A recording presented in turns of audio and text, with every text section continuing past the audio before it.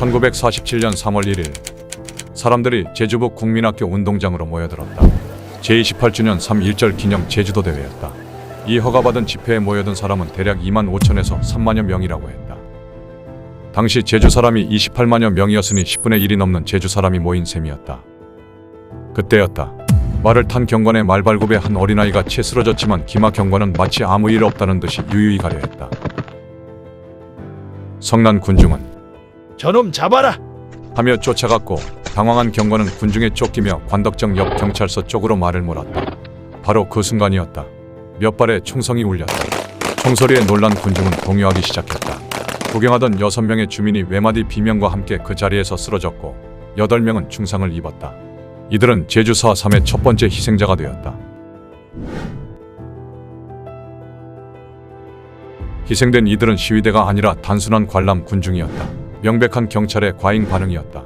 경찰은 이 사건을 경찰서 습격 사건으로 규정하고 강경하게 대응했다. 경찰은 총을 쏜 행위는 외면한 채 이날 대회를 이끌어간 남로당의 선동 부분에만 집중하여 죄를 캐고 있었다. 경찰들은 하루 동안 학생 25명을 연행했다. 잡히면 무조건 구타와 고문을 한다는 소문이 나돌았다.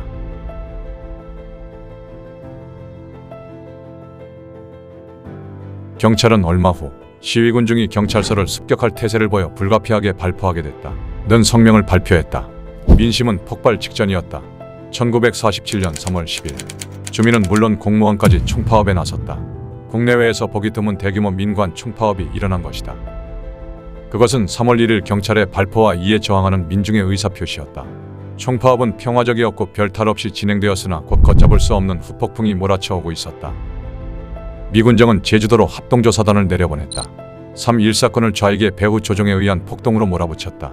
제주도를 붉은 사상을 가진 사람들의 땅, 붉은 섬이라고 간주한 것이다. 당시 대한민국은 미국과 소련이 개입한 가운데 통일국가로 갈 것인가 아니면 분단국가로 갈 것인가를 두고 극렬하게 대립하고 있었다.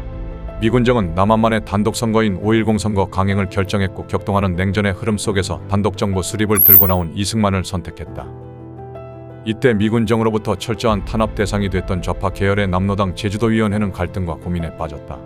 결국 저항하는 민심을 전국적으로 벌어진 5.10 선거 반대 투쟁과 연계시키고자 했다. 이런 결정에는 민족 분단을 강하게 반대하는 대중의 분위기도 작용했다.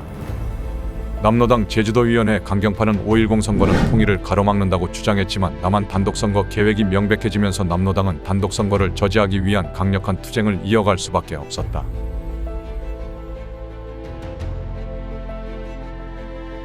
제주도는 전국에서 유일한 5.10 단독선거 거부 지역으로 역사에 기록되었다. 이것은 해방된 땅에서 조국이 쪼개지는 것은 안 된다는 제주도 민중의 마음이 강하게 표출된 것이었다. 하지만 제주도는 빨갱이라는 이름으로 무차별적인 희생을 감수해야 했다. 제주섬은 유혈이 낭자했으나 8월 15일 대한민국 정부는 수립됐다. 9월 9일 북쪽에서도 정부가 수립됐다. 현재 지구상 단 하나뿐인 민족의 분단 체제는 이때 확정된 것이다.